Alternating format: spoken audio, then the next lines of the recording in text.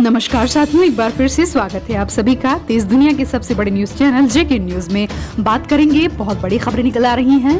दंपतियों के लिए बड़ी खबर आ रही है, लड़के लड़कियों की शादियों को लेकर के बड़ी खबरें आ रही हैं, कोरोना कोहराम को लेकर के बड़ी खबर। पीएम मोदी ने बहुत बड़े बड़े ऐलान भी किए हैं, वो सारी खबरें कवर करेंगे। लेकिन उन सभी खबरों का सिलसिला शुरू करने से पहले आपसे गुजारिश की वीडियो को लाइक नहीं किया तो लाइक करें, उन चैनल को सब्सक्राइब नहीं किया तो काम की खबरों को तुरंत सबसे पहले इस चैनल पर पाने के लिए चैनल को सब्सक्राइब करके बेल आइकन जरूर दबाएं व ऑल पर भी क्लिक कर दें। चलिए बढ़ते हैं खबरों की तरफ। तमिलनाडु से पहली खबर, बहुत बड़ी खबर। कल तमिलनाडु व पुडुचेरी के तटों से टकराएगा चक्रवात, निवार कई शहरों में बारिश का हाई अलर्ट। भारतीय मौसम विभाग की ओर से जारी एक बुलेटिन में कहा गया कि तमिलनाडु और पुडुचेरी के तटों से 25 नवंबर को दोपहर तक कराईकाल और मामल्लापुरम के बीच 100 से 110 किलोमीटर प्रति घंटा की गति से टकरा जाएगा चक्रवात। बंगाल की खाड़ी में बने निम्न दबाव क्षेत्र के कारण भीषण चक्रवात निवार के 25 नवंबर को इसके तमिलनाडु और पुडुचेरी के तटीय क्षेत्र से टकराने की आशंका बताई जा रही है। मौसम विभाग की ओर से एक अलर्ट भी जारी कर दिया गया है। दिल्ली में कोरोना की बात करें तो दिल्ली में कोरोना का कहर। पिछले 23 दिन में हुई 2000 से ज्यादा मौतें कोरोना की वजह से। सीएम अरविंद केजरीवाल ने पीएम नरेंद्र मोदी से मांग की कि वह दिल्ली से लगने वाले राज्यों में पराली से होने वाले प्रदूषण के मामले में दखल दें। कोरोना का कहर दिल्ली में आफत बनकर टूट रहा है। कोरोना से हुई मौतों का सामने आया आंकड़ा खासा डराने वाला। यह आंकड़ा अब तक हुई सबसे ज्यादा मौतों का है। बीते 5 महीने में से कोई भी एक महीना ऐसा नहीं गया जिसमें ज्यादा मौतें हुई, लेकिन नवंबर के 23 दिन में हुई मौतों ने सभी 5 महीनों को पीछे छोड़ दिया है। वहीं बीते 4 दिनों से हर रोज दिल्ली में कोरोना के चलते 100 से ज्यादा मौतें हो रही। पिछले 24 घंटे में 121 मौतें हुई हैं। बढ़ते हैं अगले अपडेट की तरफ। क्या आप भी इस ऐप का प्रयोग कर रहे थे? तो अगर कर रहे थे तो ये खबर आपके लिए है। केंद्र सरकार ने इस कानून के तहत 43 चीनी ऐप्स पर लगाया बैन। अब पूरी लिस्ट देख लें। क्या आप जो ऐप यूज कर रहे थे, इस लिस्ट में उस ऐप का नाम तो नहीं? केंद्र सरकार ने लद्दाख सीमा पर तनाव के बीच 29 जून 2020 को चीन के 59 ऐप्स पर प्रतिबंध लगा दिया है। इसके बाद 2 सितंबर 2020 को फिर 118 चीनी ऐप पर रोक लगाई गई थी। आज प्रतिबंधित किए गए 43 ऐप्स का मोबाइल और non mobile based internet devices में इस्तेमाल नहीं किया जा सकता है। आपको बता दें कि इससे पहले मोदी सरकार ने लद्दाख सीमा पर चीन से टकराव के हालात पैदा होने के बाद 150 से ज्यादा ऐप्स पर रोक लगा दी थी, जिनमें टिकटॉक, लाइकी, शेयरिट, यूसी ब्राउजर जैसे ऐप्स शामिल थे। सरकार का कहना है कि देश के करोड़ों मोबाइल और इंटरनेट यूजर्स के हितों की रक्षा, इंडियन साइबर स्पेस की सुरक्षा के मद्देनजर यह फैसला लिया गया है। धारा 69A और information technology procedure and safeguards for blocking of access of information by public rules 2009 के संबंधित प्रावधानों के तहत 43 ऐप पर रोक लगा दी गई है।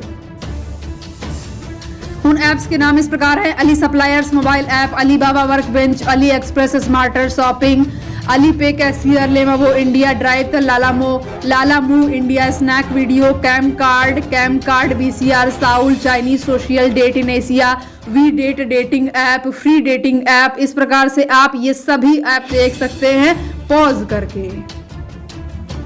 इनमें से स्नैक वीडियो ज्यादातर पॉपुलर था, तो अभी कुछ जो स्नैक वीडियो के फैंस हैं उनको निराशा भी होगी। बढ़ते हैं अगले अपडेट की तरफ। साथ ही साथ कृषि कानूनों का विरोध कर रहे हैं पंजाब के किसानों से 3 दिसंबर को बातचीत करेगी केंद्र सरकार द्वारा संसद के मानसून सत्र में पारित किए गए कृषि कानूनों को लेकर किसान लगातार विरोध प्रदर्शन कर रहे हैं और इस संबंध में किसानों से बातचीत के लिए सरकार लगातार प्रयास कर रही है। पहले दौर की बैठक बेनतीजा रहने के बाद सरकार ने 3 दिसंबर को दूसरे दौरे की बातचीत के लिए किसानों को बुलाया।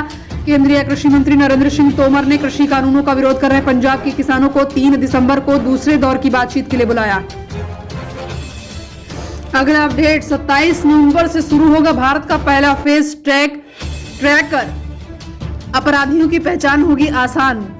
जी हां, इंटरनेट फ्रीडम फाउंडेशन ने सरकार से डेटा सुरक्षा कानून के साथ साथ चेहरे की पहचान तकनीकी के बारे में विशिष्ट कानून बनाने की मांग की है।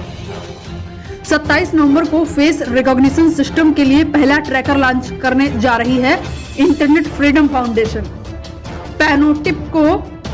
पैनोप्टिक को लॉन्च करने के लिए पूरी तरह से तैयार है।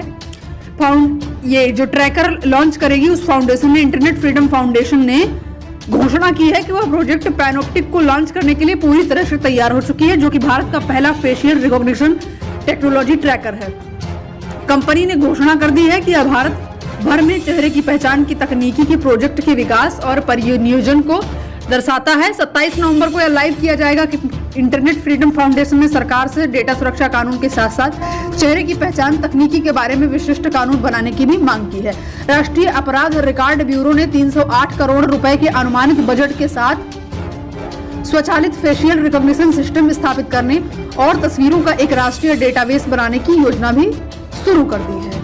इस प्रोजेक्ट का उद्देश्य passport database, crime and criminal tracking network and system, interoperable criminal justice system, खोया पाया portal, automated fingerprint identification system AFIS और पुलिस या अन्य विभाग के किसी भी अन्य इमेज डेटाबेस से उपलब्ध डेटा एकत्र करके अपराधियों की पहचान करेगी। सोना 149, साथ ही साथ सोना चांदी को लेकर के अगला अपडेट। सोना 1049 रुपए और चांदी 1588 रुपए सस्ती। फटाफट जान लीजिए 10 ग्राम के नए दाम।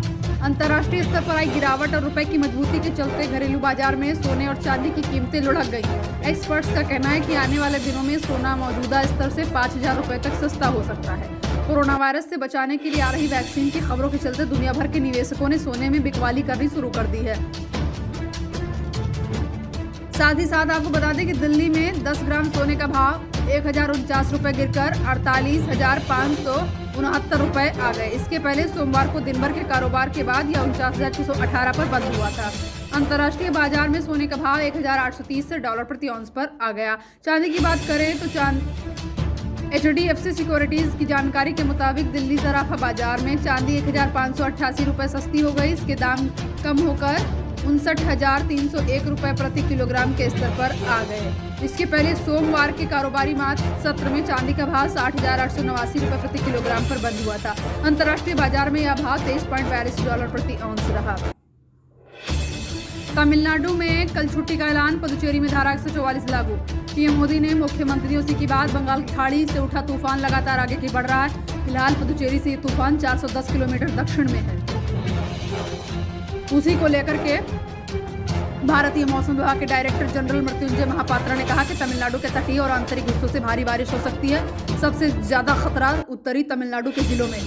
तमिलनाडु में कुड्डालोर के आपदा निगरानी जोनल ऑफिसर ने कहा कि निचले इलाकों में रहने वाले लोगों को चक्रवात स्वेल्टर से बचाया गया है और हर ब्लॉक पंचायत जोनम टीम को सड़कों को खाली रखने के लिए निर्देश भी दे दिए गए। साथ ही साथ अगली खबर, पीएम मोदी बोले वैक्सीन पर कितना खर्च आएगा अभी नहीं पता, लेकिन हर नागरिक को मुहैया कराएंगे टीका।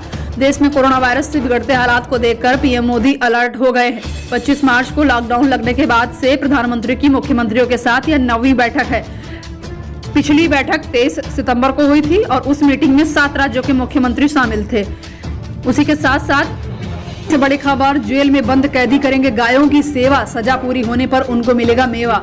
मुख्यमंत्री की स्वीकृति के बाद यह कार्यक्रम लागू होगा। प्रदेश में प्रथम चरण में बाराबंकी, उरई, लखीमपुर खीरी की गौशाला में ये योजना शुरू की जाएगी। उत्तर प्रदेश की जेलों में बंद कैदियों को अब गौ सेवा का पुण्य भी मिलेगा और जब वे अपनी सजा पूरी करके जेल से बाहर निकलेंगे तो इस सेवा के बदले उन्हें पैसे भी दिए जाएंगे। प्रदेश सरकार ये योजना जल्द ही शुरू करने जा रही है। प्रदेश में जालौन जिला कारागार के अलावा अब प्रदेश के कुल 4 जिलों में बंद कैदियों को गौशालाओं में काम करने का मौका दिया जाएगा।